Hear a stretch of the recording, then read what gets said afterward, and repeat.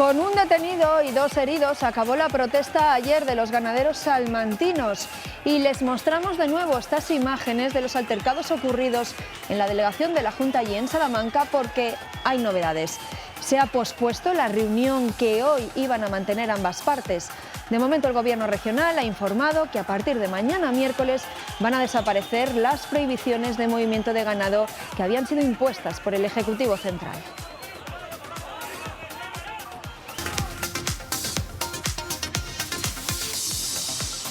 Hola, ¿qué tal? Los ganaderos volverían, por tanto, a las limitaciones que tenían en un principio. Vamos a tratar de explicárselo en los próximos minutos a quién está pasando. Y hoy también hablaremos de la querella criminal que Comisiones Obreras ha presentado en el juzgado contra el consejero de Industria, Comercio y Empleo por calumnias e injurias continuadas, asegura el sindicato. ¿Y qué ha respondido ante esto el consejero Mario Beganzones? Bueno, pues que es él el que está siendo atacado por el sindicato desde el inicio de su nombramiento. Luego les contamos más. Nos iremos a Burgos porque allí están llevando a cabo un proyecto para recuperar el halcón peregrino en la ciudad. Veremos imágenes de una webcam, de una cámara con la que podemos ver en directo uno de los nidos que se han situado en la capital. Está en el tejado del Museo de la Evolución Humana para acoger a los polluelos. Son esas imágenes que están viendo detrás de mí. Y en el tiempo del análisis hablamos también de salud mental. 7 de cada 10 personas consideran que se ha producido un empeoramiento de la salud mental, según el último estudio de la salud mental en España. Los datos que maneja el Colegio de Psicología de Castilla y León es que tras la pandemia la incidencia de los trastornos depresivos es de un 10%. Y nosotros nos preguntamos qué hay detrás, cómo cuidar nuestra salud mental, cómo prevenir estos problemas. Serán algunas de las cuestiones que les haremos a nuestras expertas de hoy. Aquí comienza Está pasando.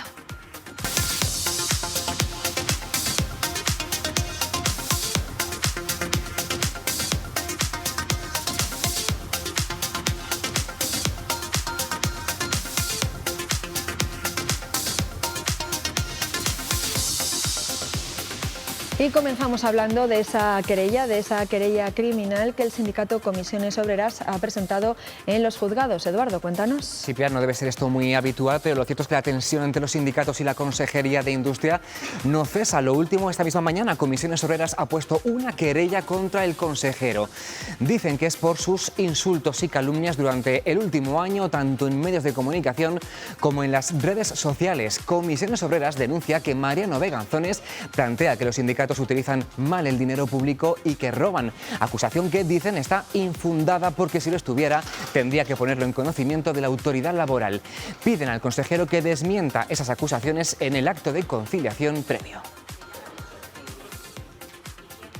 Desde que llegó el señor Beganzones, desde el primer día, lanzó insultos y calumnias directamente contra las organizaciones sociales. Calumnias que son importantes, primero y fundamentalmente porque lo que está planteando es que los sindicatos, en genérico, plantea que los sindicatos estamos mal utilizando dinero público y que devolvamos lo robado. Bueno, pues la otra parte contra la que va esa querella criminal, el consejero de Industria está hoy en León. Desde allí, Mariano Beganzones ha respondido a esa querella. Dice que desde que fue nombrado consejero ha sido atacado de forma salvaje y violenta. Yo he sido salvajemente atacado, violentamente, verbalmente, violentamente atacado desde el primer día en el que fui nombrado y poco más tengo que decir. Creo que yo siempre me he dirigido tanto a las organizaciones como a las personas en concreto con todo respeto y poco más tengo que decir a ese respecto. Y antes de continuar, mucha atención a los conductores que tomen la circunvalación de Burgos en sentido Santander esta mañana. Desde las 9 hay cortes de tráfico y desvíos por un simulacro de accidente en un túnel. El Ministerio de Transporte ha cortado los 2 carriles y ensaya el protocolo en estos casos. Fuera, ya es adelanto que hay atascos. Dentro, siguiendo el simulacro, está Gerardo de Mateo. Gerardo, buenos días. Pues está pasando ahora mismo, estamos en la simulación de un grandísimo accidente en la circunvalación de Burgos, BU30, por este simulacro en estos túneles de Fuentelavena. Un camión ha impactado con un lateral del túnel y ahora mismo se ha producido un accidente con este coche en el que los bomberos acaban de sacar a una víctima. Actualmente el simulacro va afectado a los dos tubos de ambos túneles, por lo que se requiere el corte total de la BU30 en ambos sentidos. Además, hay desvíos durante toda la mañana en Burgos que se están canalizando debidamente tanto en la BU30 como en la A73 y la A1. El objetivo de este simulacro es comprobar la efectividad de todos los protocolos de actuación que establecidos ahora mismo en los planes de autoprotección del túnel ante un suceso de tal característica. La verdad es que, compañeros, impresiona muchísimo estar en un accidente, en un simulacro como este, en el que están ahora mismo implicados todas las fuerzas y cuerpos de seguridad del Estado. Una acción del Ministerio de Transportes y que os decía, con estas alarmas sonando continuamente, los dos túneles cerrados, casi parece como una serie de estas de Hollywood. Es un simulacro que durante toda la mañana pues están trabajando todos los medios para que por fin a eso de la 1:30, 2 del mediodía podamos ya restablecer el tráfico en toda la ciudad de Burgos, ya que la BU30 está actualmente cortada en ambos sentidos. Pues gracias, Gerardo, mucha paciencia fuera del túnel porque es un simulacro. A partir de la 1:30 o 2 de la tarde todo estará ya por fin solventado. Hay más actualidad, pero la retomaremos a la vuelta del análisis pilar que vamos a dedicar a la salud mental. Están aumentando los problemas y también la visibilidad de estos asuntos, sobre todo también a raíz de algunos mensajes de famosos que ponen el foco en problemas como la ansiedad o la depresión. Sí, Eduardo, Castilla y León está a la cabeza de las comunidades autónomas españolas con mayor número de cuadros depresivos. Afectan al 10% de la población. Y a esto hay que sumarle que ha aumentado el consumo de antidepresivos en nuestro país. Datos que llevan al Colegio de Psicología de Castilla y León a demandar la presencia de estos profesionales en la atención primaria. Hoy hablamos de salud mental, de cómo cuidarla, de la prevención, de su visibilización. Tenemos como invitadas a Nieves Andrés Ramírez, que es vocal presidenta en Valladolid del Colegio Oficial de Psicología de Castilla y León. Nieves, creo que lo he dicho bien, ¿no? Muy bien, perfecto, Muy bien. Pilar, muchísimas gracias por la invitación. Gracias a ti por estar en nuestro programa. Y tenemos también a Susana de la Torre, que es psicóloga. Susana, gracias por estar con nosotros. Muchas gracias también por la invitación y encantada de estar aquí. Pues antes de pasar a hablar, siempre nos gusta tratar un poco el tema, hacer una foto fija de la situación, y ya saben ustedes que la salud mental está ocupando cada vez más espacio en los medios. Parece que nos cuesta también menos admitir que estamos padeciendo o hemos padecido un problema de salud mental, e incluso los famosos hacen públicos sus problemas en las redes sociales, Eduardo. Y ponen un poco el foco en esos problemas de salud mental y los sacan del ámbito privado o de los tabúes. Vamos a empezar precisamente por ese mensaje de Alejandro Sanz en las redes sociales, que puso el foco en la salud mental la semana pasada y que incluso algunos psicólogos vieron con buenos ojos por lo que suponía de hacer visible el problema y la ayuda profesional para tratarlo. Decía el cantante hace solamente unos días en este mensaje: no estoy bien, no sé si esto sirve de algo, pero quiero decirlo, estoy trabajando para que se me pase, pero a veces también señalaba, no quiero ni estar. Sé que hay gente que se siente así, si te sirve, pues que sepas que yo me siento igual. Como con sus canciones, pues puso un poco en letra a algo que le pasa y siente mucha gente. Según el informe de 2022 de la Confederación Salud Mental España, casi el 23% de la población adulta de nuestro país tiene o ha tenido problemas de salud mental, la mayoría diagnosticados. También hay un 10% que autoevalúa su salud mental como mala o muy mala. Un 26% de los españoles, la cuarta parte más o menos, va al psicólogo, al psiquiatra o a ambos, y cerca del 20%, 1 de cada 5, toma psicofármacos, de ellos 3 de cada 4 a diario. El perfil de la persona con experiencia propia en salud mental se caracteriza por un mayor peso de la población femenina, son aproximadamente el 60%, también por jóvenes de 18 a 34 años y de clases bajas y medias bajas. ¿Y hay que hablar más de salud mental? Pues seguramente sí, porque la misma encuesta revela que casi 6 de cada 10 personas diagnosticadas ha sentido rechazo en su entorno y algo más de la mitad se ha sentido discriminada, sobre todo en el trabajo. De hecho, solo el 13% se atreve a contar su problema de salud mental en el ámbito laboral para evitar recelos o ser etiquetados. Y muchas veces cuando algo nos pasa, ¿verdad que lo primero que hacemos es buscar en Internet? Pues también ahí se nota cómo aumenta la demanda de información sobre salud mental. Según una empresa empresa de visibilidad online, estas dos palabras, salud mental, experimentan una curva creciente desde 2019. En octubre de ese año del 19, Google registró más de 12.000 búsquedas. En octubre del año pasado, casi 50.000, 4 veces más. Ahora ha vuelto a bajar y el pasado mes de abril fueron menos de 15.000. Otro ejemplo, ansiedad. El pico de búsquedas fue en 2019, fue en los meses de otoño, octubre, noviembre y diciembre, con 40.500 consultas. En marzo del año pasado, 60.500 registros. En lo que llevamos de este año, 2023, hemos vuelto a datos de 2019 y algo parecido sucede con otros términos como depresión o suicidio. Bueno, pues todo esto me lleva a preguntaros, Nieves, Susana, una cosa. ¿Se han roto los tabúes que existían en torno a la salud mental? Yo creo que la sensación es que sí, ¿no? También a raíz de la pandemia y todo lo que ha supuesto a nivel de salud física también, ¿no? Sí. Pero también de mental. Hablar de salud mental cada vez está siendo menos tabú, cada vez se está estigmatizando menos, cada vez los medios lo estáis visibilizando más, cada vez se habla más de ello en muchos entornos, se habla de ello en la escuela, se habla de ello en las familias, se habla de ello en el mundo laboral.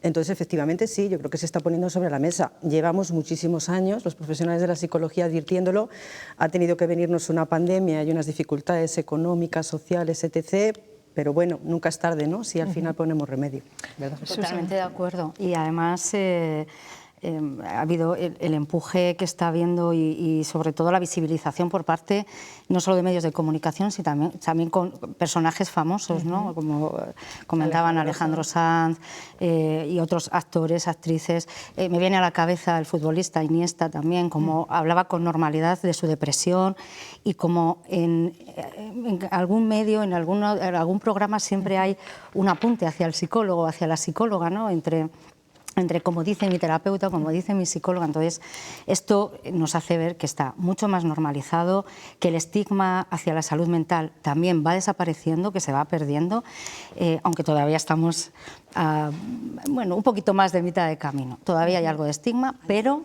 estamos... Allá vamos. Sí, claro. Y eso puede hacer que vaya evolucionando, o sea, que la educación que tengan las futuras generaciones en torno a la salud mental mejore con respecto a lo que había a lo mejor hace 40 años. Lo digo por el estigma que decía Susana, ¿no? Que puedan tratarlo con más naturalidad, que se vea con más normalidad, que en un momento de nuestra vida podamos sufrir una complicación, un problema de salud mental. Yo creo que se está normalizando y me imagino que Susana, como compartimos, las dos tenemos consulta privada, cada vez estamos atendiendo a chavales más jóvenes, ¿no? Sí. Muchas veces, si son menores, pues nos los traen los padres. Es verdad que el problema no son los menores, que muchas veces tenemos que implicar a las familias y ahí es donde, por ejemplo, el tema educativo, lo que tú dices de cara a un futuro es súper importante.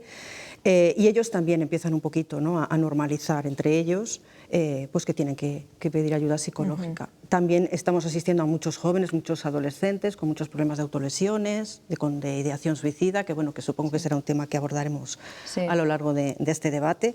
Y bueno, pues empiezan a entender, ¿no?, que aparte de ir al médico pues porque me duele la cabeza o porque tengo una dolencia de tipo físico, pues también el tema emocional, relacional, porque bueno, ya sabemos también los temas de bullying, ¿no?, y que muchas veces están encima de la mesa como precipitantes, ¿no?, de algunas conductas suicidas, pues yo creo que sí.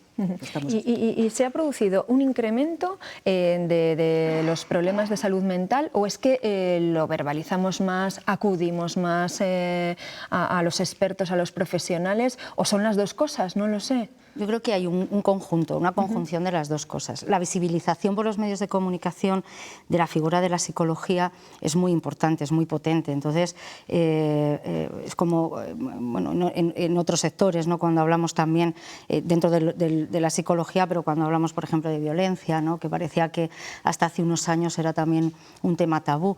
Esto hace que normalicemos el poder hablarlo, el poder externalizarlo, el poder denunciar a veces cosas.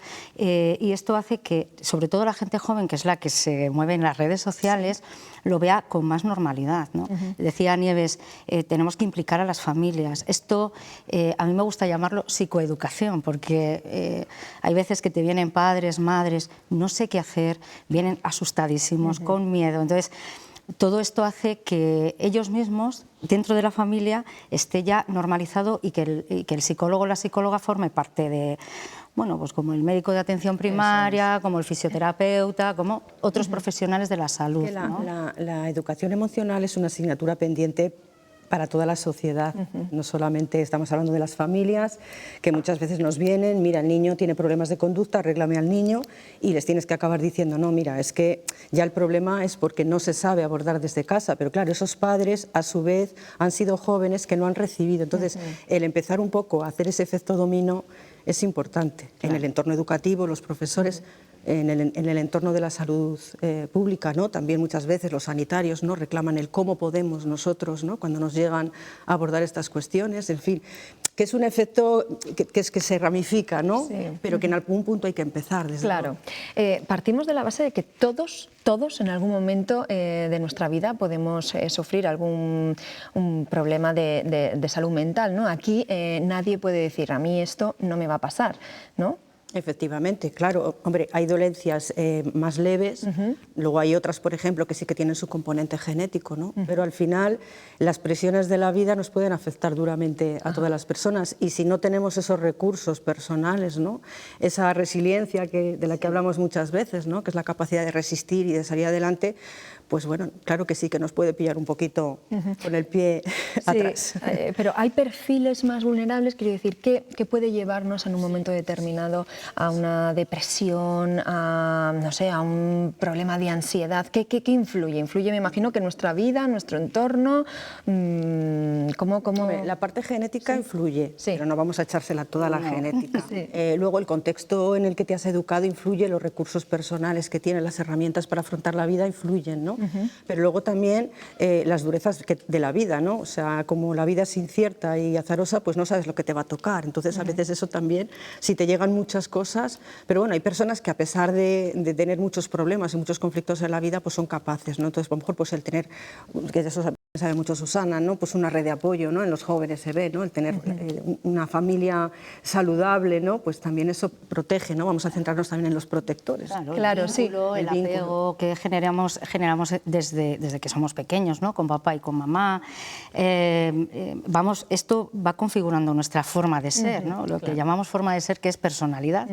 Esto hace que podamos ser, y lo digo como en términos como más populares, más positivos o más negativos, en función de cómo son también nuestras creencias, explorar, ¿no? Cómo son nuestros pensamientos es muy importante, porque si mi forma de pensar es más negativa, pues es fácil que las cosas del día a día las enfoque con más malestar emocional. La buena educación emocional, la buena gestión emocional, yo siempre digo a todos mis pacientes, digo, ojo, qué bueno sería que hubiera una asignatura en todos los itinerarios curriculares. Gestión emocional, si es que no hace falta además buscar más cosas, gestión emocional y aprender a gestionar esas emociones necesarias, que además las vinculamos como algo negativo. O sea, pensamos que estar enfadado o tener miedo es malo, y sin embargo son emociones adaptativas. O sea, sin miedo o sin enfado, sobre todo sin miedo, la especie humana se hubiera extinguido. Sin ansiedad, esto que vinculamos como algo negativo, la ansiedad es una emoción que la necesitamos para sobrevivir. Entonces, cuando la vinculamos a algo negativo, en el momento que tenemos un percance, cualquier cosa, como decía Nieves, un percance que nos pasa en el día a día, y nos sube la ansiedad, porque tenemos que aceptar, adaptarnos y buscar todos los recursos que tenemos para sobreponernos. Entonces, si yo ya de entrada analizo y pienso que eso ya es negativo, entra en bucle. Hay que saber, me imagino, que identificarla y saber gestionarla. Pero claro, en esa identificación, ¿no? Por ejemplo, cuando estamos... ¿cuál es el límite, por ejemplo, entre estoy triste o ya a lo mejor es que es una fase más? No sé si tengo una depresión o puedo estar en una fase depresiva. Claro, es que ahí es un paso, ¿no? ¿Cómo identifico que yo estoy teniendo algún problema? Porque muchos a lo mejor podemos tender a decir, bueno, esto ya se me pasará, es una mala racha, pero cuando tenemos que decir, no, me tengo que poner en manos de un profesional. Claro. Como decía Susana, influye mucho pues, esa percepción que tenemos, ¿no? Esas creencias.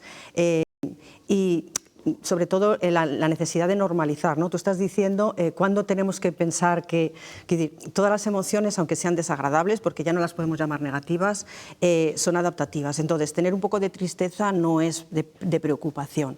Si eso conlleva que al final abandono pues, todas las actividades placenteras, empiezo a dejar de cuidarme, tengo desesperanza, falta de energía o los pensamientos son realmente pues, ya muy desagradables, ¿no? o muy de abandono, pues quizás a lo mejor sí que podemos empezar a plantearnos, ¿no? Si está influyendo en mi vida, ¿no? Si al final está haciendo que yo no me quiera levantar cada mañana o que yo deje de salir con mis amigos o abandone mis hobbies o incluso, que ya es lo último, que yo siempre lo digo, no sé qué pasa, tenemos interiorizado la responsabilidad del trabajo, que cuando una persona empieza a hacer una depresión, lo último que deja es de ir a trabajar. O sea, dejamos de cuidarnos, dejamos de ir al gimnasio, dejamos de salir con los amigos. Sí, de hacer las cosas que nos gustan. Entonces es como una escalada, ¿no? O sea, realmente tampoco tenemos que demonizar las emociones, aunque sean desagradables, o sea, son más bonitas, más chulas y más divertidas, las que son pues como la alegría, ¿no? y la felicidad, pero bueno, la tristeza, el enfado nos ayudan, ¿no? A entender. Fíjate en los procesos de duelo, ¿no? Pues la tristeza y el enfado son fundamentales para que la persona llegue a aceptar y a volver a conectar con la vida, ¿no? Aunque sea en ausencia de esa persona, ¿no? Claro. No sé si quiere añadir, Susana, alguna cosita más. Totalmente de acuerdo, claro. ¿Qué voy a decir? Claro. ¿Qué puedo añadir? Pues eso, que la gestión emocional, el aprender desde que somos pequeños, aprender la comunicación. Yo trabajo con muchas familias, estoy muy especializada en conflictos familiares, entonces la comunicación dentro de la familia es esencial, porque si yo me comunico bien dentro de casa, es fácil que fuera de casa también me comunique bien. Y hablábamos de depresión y de ansiedad, y a veces cuando yo no tengo esa capacidad de comunicación, porque no la he aprendido, yo además siempre digo, no hay ni buenos ni malos padres o madres, ¿no? Simplemente tenemos que aprender, los hijos vienen y vamos aprendiendo sobre la marcha, ¿no? Cuanto más sepamos, mucho mejor para todos, para la familia, para vivir en calma y para vivir en paz. Entonces, todo esto nos hace ser, al final, jóvenes adultos inteligentes, emocionalmente inteligentes, ¿no? Como decía Gardner, no solamente hay un tipo de inteligencia, ¿no? Entonces, la inteligencia emocional nos deja relacionarnos con los demás, empatizar con los problemas del otro. Claro. Qué importante es esto. Y cuando tenemos identificado más o menos que, como nos estaba contando Nieves, que bueno, pues tenemos algún problema. Claro, lo primero que pensamos es, bueno, vamos al psicólogo, pero eso, siguen existiendo trabas. ¿Qué van a pensar de mí si voy al psicólogo? O eso, en vez de ir al psicólogo voy a la atención primaria y claro, el sistema a lo mejor no destina los recursos que necesita esa primera persona. ¿Cómo lo veis? Hombre, yo creo que cada vez hay menos, lo decíamos al principio, ¿no? del debate, cada vez hay menos, da menos vergüenza, ¿no? Decir que estás yendo al psicólogo. Pero es verdad que la puerta de entrada muchas veces, ¿no? de la solución es por atención primaria.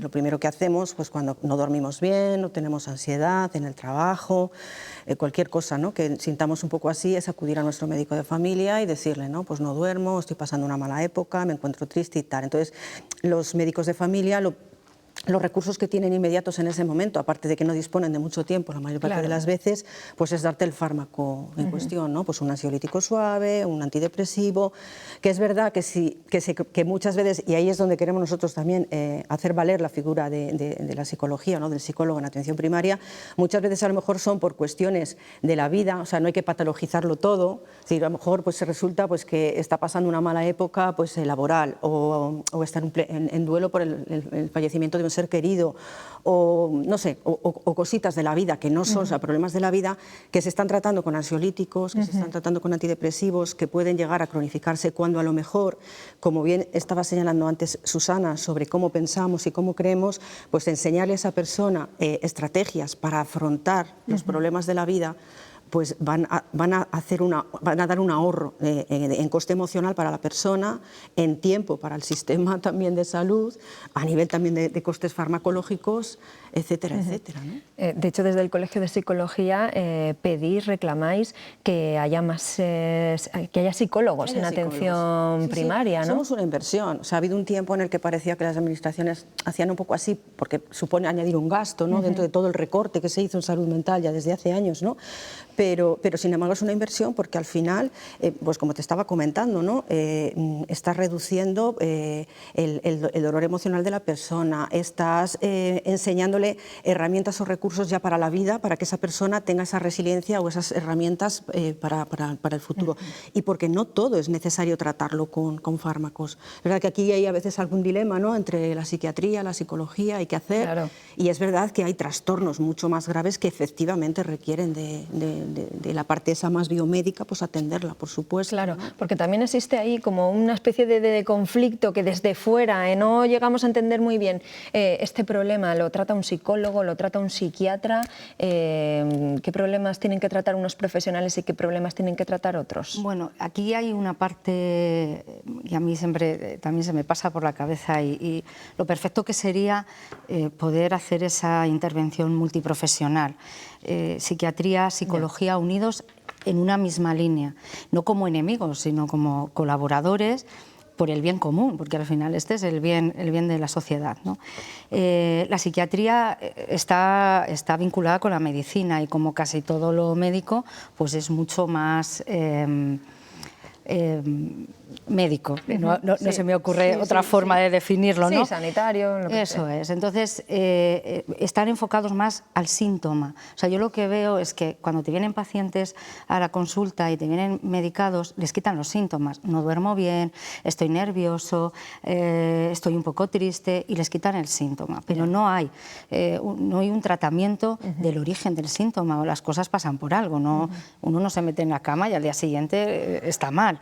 Entonces, la psicología, aunque tenemos en cuenta el síntoma, de hecho hay una de las asignaturas que tenemos dentro del grado es psicofarmacología, o sea, tenemos que conocer el alcance de todos los psicofármacos en los seres humanos, ¿no? Y entonces la psicología al final a lo que vamos es un poco más al origen, al ver, a que el otro vea, ¿no? A que la persona reconozca qué me está pasando o por qué, o el refuerzo, cuando hablamos de familias, el refuerzo que a veces hacemos unos con otros. Entonces, claro, ¿el síntoma qué es? Pues un adolescente que se autolesiona. Vamos a psiquiatría y lo contemplan desde esa parte de síntoma, ¿no? De, bueno, pues es que tiene ansiedad, bueno, hay distintos diagnósticos, entonces tiran un poco más del fármaco. Incluso yo he tenido adolescentes de 13, 14 años medicados con antipsicóticos.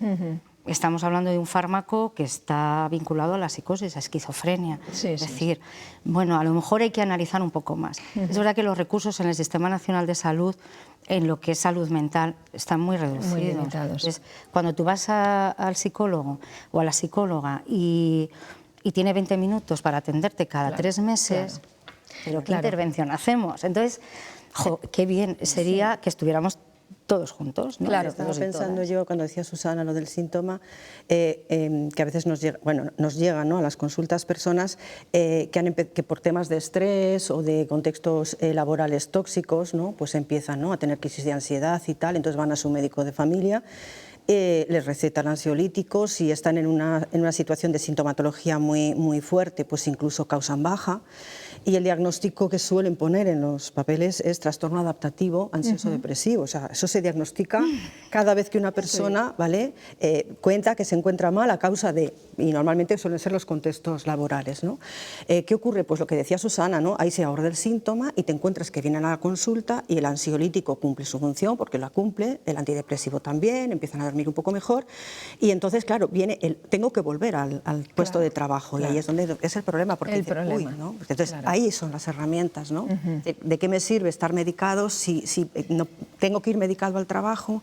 O si dejo de medicarme tengo miedo de acudir al trabajo. Claro, el problema sigue estando ahí, aunque bueno, pues lo estés sobrellevando mejor por esa medicación, pero claro. Entonces es verdad que psiquiatría y psicología tienen que tener un uso razonable entre ellas. Hay cosas que no se pueden concebir tratarlas sin fármacos, pero hay cosas que no son necesarios los fármacos y que la psicología tiene herramientas, tiene evidencias científicas, porque la psicología es ciencia para poder ayudar a las personas. Y además de cara a un futuro, porque adquieres, o sea, te llenas tu mochila de cosas para afrontar futuros problemas. Claro, y ya no solo eso, la psicología vista desde el punto de vista de una vez ya que ocurre el problema, sino desde la prevención. E hilamos un poco con lo que estabais contando un poco al principio, ¿no? Por ejemplo, eso, lo que decía Noelia antes cuando...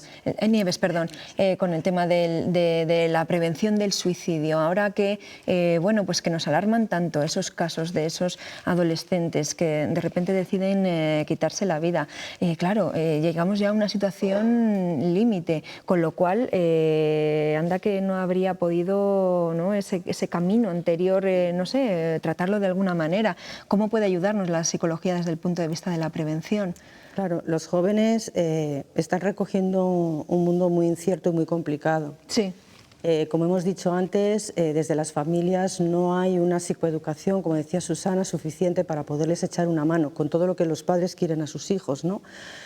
Entonces los jóvenes no saben cómo enfrentar, ¿no?, todo lo que sienten y todo lo que les pasa, y entonces aparecen las autolesiones como una manera, ¿no?, pues a veces de aliviar el sufrimiento.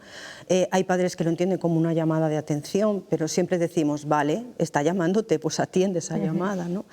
Entonces, claro, pues la manera de prevenir quizás es conocer, ¿no?, lo antes posible estas circunstancias, ¿vale?, para poder ayudarles, para poderles dar las herramientas. Y no llegar a esas situaciones, fomentar el diálogo, que los padres conozcan también. Con cierta edad nos ha llegado ya Internet un poco tarde, ¿no?, y las redes sociales, ¿no?, pero es responsabilidad nuestra conocer un poquito para poder también estar ahí. Igual que sabemos decirles a nuestros hijos que en rojo no se cruza, pues también en las redes sociales tenemos que entender un poco, ¿no?, porque ese es el foro donde ellos se comunican. Entonces, bueno, pues la presencia de los padres, el formarnos, bueno, pero esto ya, como hemos dicho antes, es un efecto dominó, ¿no?, entre todos, es responsabilidad de toda la sociedad. Nieves, Susana, ¿que hay algún plan de prevención aquí en Castilla y León, me refiero, para abordar este tipo de casos? Y que no estuvimos mirando un poquillo ayer, sí, ¿no? Ayer. Bueno, está en planificado, ¿vale? Porque sí que se... O sea, sobre el papel. Sobre el papel. Eso es. Se puso en funcionamiento el 024, ¿vale?, para atención a personas con ideación, que tuvieran ya en ese momento ideación suicida. Está también un poco en pañales, es que está arrancando todo esto. Entendemos que esto tendría que venir desde atrás, porque el suicidio no es algo nuevo, no aparece ahora. Sí. Ahora se da visibilidad. Eso es. Pero las muertes por suicidio al año, no sé si duplican o triplican las muertes por accidente de tráfico. Entonces, estamos hablando de datos... siguen estando ahí, es lo que se apunta, ¿no?, que no desaparecen, con lo cual el problema sigue estando ahí, lo veamos o no. Claro. Sí. Y luego, bueno, pues con todo el tema de la pandemia, ¿no?, del confinamiento, la gente joven, sobre todo adolescentes, yo lo que me estoy encontrando son adolescentes que les ha pillado un confinamiento y cortar con toda su vida social y todas sus relaciones a los 14 años, que es cuando empezamos a relacionarnos de una manera como más directa con el grupo de iguales. Entonces, han pasado 2 años sin relacionarse. La manera que tenemos de adquirir habilidades sociales son relacionándonos, es que no hay otra. Claro. Si yo no dejo que te relaciones, no tengo habilidades sociales. Entonces aparecen cosas del día a día, pues enfrentarme a discusiones con amigos, porque a veces lo que hay detrás de ese intento de suicidio o de suicidios consumados son no saber cómo manejar las cosas que me están pasando. Entonces, la ideación suicida y las autolesiones nos las estamos encontrando, ¿verdad, Nieves? Continuamente. ¿Ha habido un antes y un después provocado por la pandemia, o esto ya se veía venir? Pues no sé, a ver, influir ha influido, qué duda cabe. O sea, nos ha sobrevenido una situación tan excepcional que hemos reaccionado también de una manera excepcional.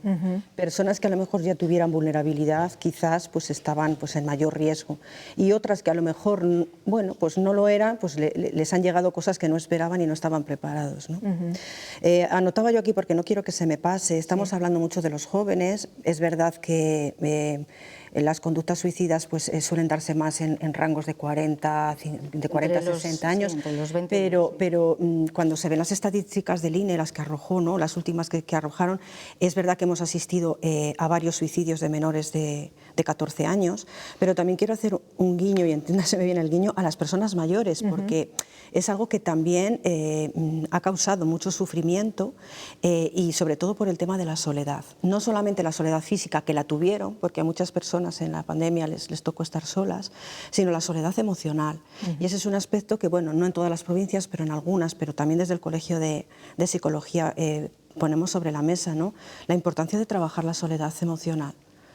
Ya no es que estemos en una sociedad hiperconectada o que estemos entre mucha gente, sino que nos sentimos solos, y las personas mayores son muy vulnerables. Bueno, pues es un buen tema para tratar en otra ocasión. Quería sí, desde luego. Nieves, Susana, ha llegado nuestro tiempo ya de análisis, le hemos puesto punto y final, se nos han quedado muchas cosas en el tintero, así que nada, como todavía nos quedan muchos programas, nada, os emplazo para una segunda parte de este tema, ¿os parece? Encantada. Yo también, me parece. Pues perfecto. Nieves, que en alguna ocasión te he llamado Noelia a lo largo del programa, discúlpame, Nada. Nieves y Susana, muchísimas gracias por habernos dado esas claves. Gracias a ti. Vamos a hacer una pausa para la publicidad y vamos a seguir contándoles todas las cosas que están pasando hasta ahora en Castilla y León. Una pausa y regresamos. Hasta ahora.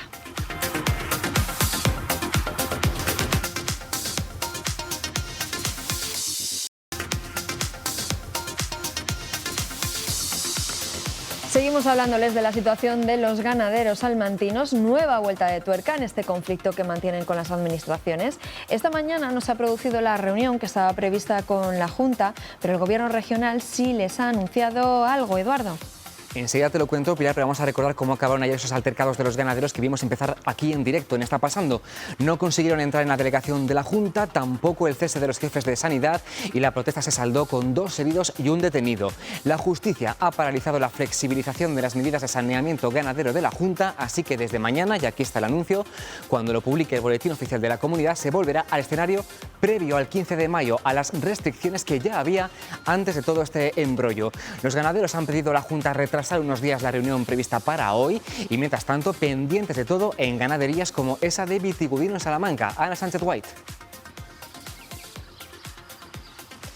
Para conocer de cerca qué es lo que están viviendo los ganaderos, hemos venido hasta una explotación de la comarca de Vitigudino, y aquí nos recibe precisamente el portavoz de la plataforma Unión por la Ganadería, que fue la que convocó la protesta ayer junto a la Junta de Castilla y León en la delegación de la Junta de Salamanca, que después, como todos sabemos, pues desembocó en una situación muy violenta. Ramón Guarido, ¿qué tal? Muy buenos días. Hola, buenos días. La situación de ayer, desde luego, no es beneficiosa para nadie. Pues no, la verdad es que fue una situación que no es justificable lo que pasó en ningún momento desde el sector.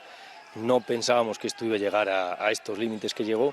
De hecho, sí que llevamos muchas reuniones que llevamos teniendo con la consejería, con el consejero, con la directora general, que llevamos diciendo, explicándole el hartazgo que hay, el problema que iba a haber, que la gente estamos al límite. Y yo creo que no se lo creían, no nos tomaban en serio. Que ayer lo que pasó, yo ya te digo, no lo defiendo ni mucho menos, pero sí veo que es un hartazgo que se llevaba explicando mucho tiempo y estamos al límite. Los ganaderos es nuestra forma de vida, y una explotación que está en positivo y que cae con un problema de tuberculosis, estamos abocados a la ruina. Y entonces es una de las cosas que llevamos explicando mucho tiempo. Ayer ahí había gente, como decíamos, de 25 años, de 70, no había que dijéramos nadie que estuviera alentando, al revés. O sea, la propia situación que tenemos es la que nos llevó a que la gente se expresara de esa manera. Ramón, hoy se planteaba una reunión precisamente con la Consejería de Agricultura y Ganadería. ¿Por qué ustedes no quieren ir? A ver, ayer estuvimos 2 horas y media de reunión, de diálogo allá arriba, mientras estaba pasando esto abajo de la delegación, y buscábamos un compromiso, un acercamiento de la Junta para este problema que tenemos los ganaderos, para buscar una solución y no vimos ningún acercamiento, no había un compromiso real, que es lo que le pedimos de verdad, un compromiso real que nosotros podamos transmitir al sector. Y no llegó ese compromiso. Lo que pasa es que la solución que ustedes buscan, exactamente ¿cuál es? ¿Con qué se darían ustedes por satisfechos? Pues hombre, una de las cosas, ayer sobre todo lo que se pedía era el cese de la jefa de sección de Valladolid y de los jefes de sección que llevan mucho tiempo, no es que digamos que ellos están haciendo la ley, pero sí que es verdad que tienen una línea muy diferente al ganadero. Es un problema estamos hablando de que es una enfermedad, hay un plan nacional de erradicación que el ganadero en ningún momento ha buscado salirse de la ley, al revés, llevamos 38 años haciendo lo que dice la ley, pero llegó un momento que ahora mismo hay un plan nacional que es mucho más laxo que el plan que tenemos autonómico en Castilla y León. Entonces, y hay muchas otras comunidades que tienen el mismo problema y viven con otra presión. Entonces lo que buscamos es que nos dejen convivir con la enfermedad. Es imposible erradicar una enfermedad mientras no haya una vacuna. O sea, es que es algo que es sencillo de entender. Lo que pasa es que ustedes están pidiendo el cese de unos técnicos, al fin y al cabo, y esto no es simplemente una cuestión de una decisión política por un lado y por otro lado de cumplir estrictamente la ley. Sí que es verdad que esto, al fin, yo lo he dicho muchas veces, esto es una enfermedad, como su nombre dice, es una enfermedad, pero es una enfermedad político-económica. Tenemos una situación muy grave en cuanto a que hay, por un lado están los políticos y los técnicos que son los que están marcando esas directrices. Las leyes las tienen que hacer los políticos, como tú bien has dicho, pero los técnicos las tienen que ejecutar. Tenemos que ir todos en la misma dirección. Lo que no puede ser es que haya una ley y queramos apartarnos presionando al ganadero. Pero ustedes no se sienten engañados por quienes han propuesto una solución que finalmente han tumbado los tribunales. A ver, por eso mismo estamos en la situación que estamos. Nos sentimos engañados porque estamos buscando ese compromiso que te he dicho antes. Estamos esperando que haya un compromiso que es posible, que no es nada ilegal y que está dentro de sus posibilidades. Eso es lo que pedimos.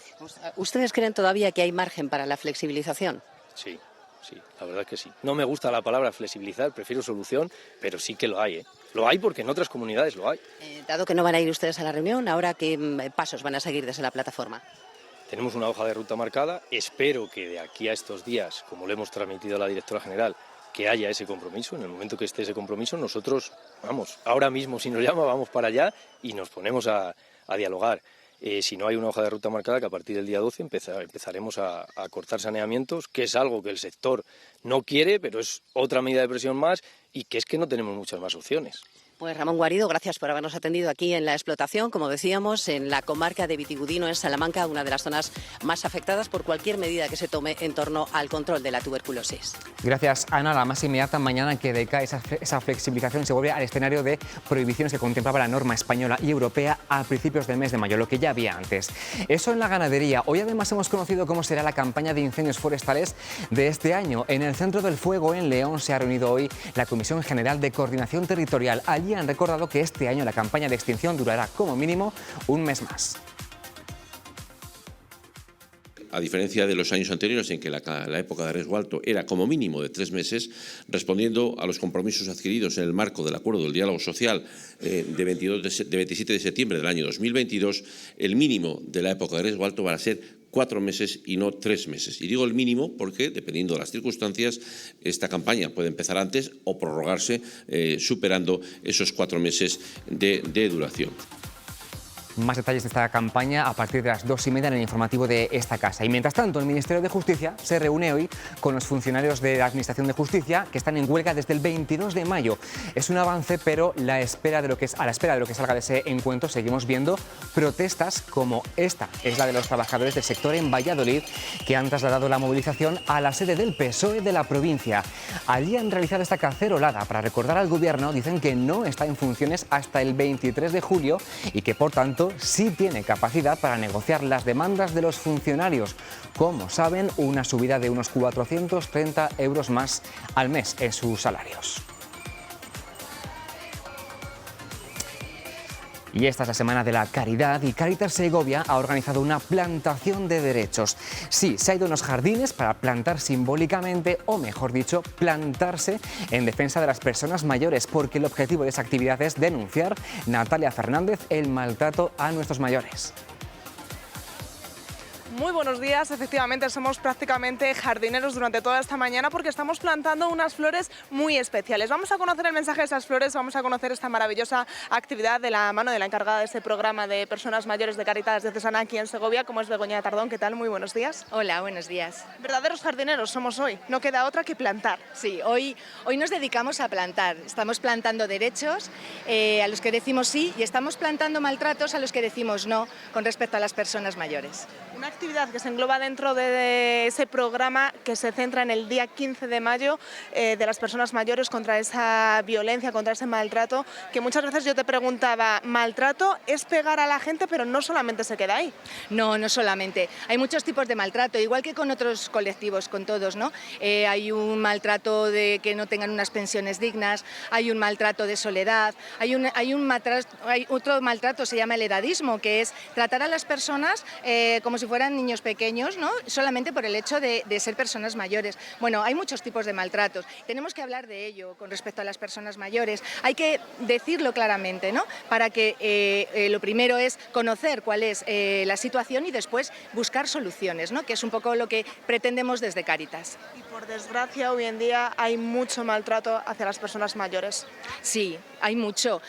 Cuando lo que pensamos desde Cáritas es que lo que hagamos con las personas mayores es de justicia social. Ellos nos han dejado esta sociedad y ellos tienen que estar bien cuidados, ¿no? Entonces, desde esta actividad que hoy comenzamos por primera vez, no solamente en Cáritas Segovia, sino en el ámbito nacional, es una propuesta desde Cáritas Española, vamos a seguir continuándola porque la respuesta ha sido muy importante y queremos seguir sensibilizando y diciendo no al maltrato a las personas mayores. Tenéis un programa maravilloso, esta es tan solo una de las actividades, pero durante todo el año estáis trabajando con las personas mayores. Sí, tenemos un programa con el que trabajamos, como tú dices, a lo largo de toda la semana con diferentes actividades y diferentes alternativas. El objetivo es paliar la situación de soledad no deseada de aquellas personas que viven en la capital o en la provincia y que están en situación, bueno, pues de soledad. A veces pensamos que tienen su pensión y tienen todas las necesidades cubiertas y no es cierto, ¿no? Hay muchas otras necesidades que todos tenemos, como es la de relacionarnos, como es la de sentirnos parte activa de una sociedad y pues esa parte muchos de ellos no la están cubriendo. Por eso nosotros desde Cáritas intentamos con todas estas actividades que salgan, que se conozcan, que tengan un lugar en la sociedad. Además tenemos pues las 3 residencias que están ubicadas en diferentes puntos de la provincia en las que también pues intentamos trabajar con ellos todo el área, todas las áreas, ¿no?, de la persona. Pues Begoña, muchísimas gracias por atendernos, gracias por la gran labor que realizáis desde Cáritas con las personas mayores, sobre todo en esta ocasión. Y si te parece, tienes 2 flores, nos vamos a despedir de los compañeros, plantando nosotros también nos plantamos ante el maltrato contra las personas mayores. Vamos a ello. Pues ahí os dejamos plantando esa flor simbólica en Segovia para recuperar después de ese jardín un nido y una fauna en Burgos. Está inmerso en un proyecto de reintroducción del halcón peregrino en la capital. Quieren recuperar la especie en esa zona y estudiar cuáles son sus amenazas para protegerlo mejor. Así que 7 ejemplares, 5 machos y 2 hembras, viven ya en 2 nidos colocados que se pueden ver en directo como un gran hermano de rapaces. Uno está, Isabel Miñón, en el Museo de la Evolución Humana. Esa es imagen en directo. Así es, el Ayuntamiento de Burgos ha lanzado un nuevo proyecto de reintroducción del halcón peregrino y es que se estima que en los últimos 25 años se ha perdido alrededor del 70% de la población de esta especie. Estamos con Roberto Milara, él es técnico de Medio Ambiente del Ayuntamiento de Burgos y nos va a explicar este proyecto. Roberto, muy buenos días. Buenos días. Roberto, cuéntanos, ¿en qué consiste este proyecto? Pues la idea es intentar recuperar la especie para la ciudad de Burgos. Hasta el año 1983 el halcón peregrino criaba en la ciudad, en las torres de la catedral, y a partir de esa fecha, aunque hemos tenido visitas esporádicas durante los inviernos de animales que vienen por aquí en invierno, ya no se ha vuelto a constatar la reproducción del halcón en la ciudad. Y también es verdad que los territorios de alrededor de la ciudad se han perdido casi todos.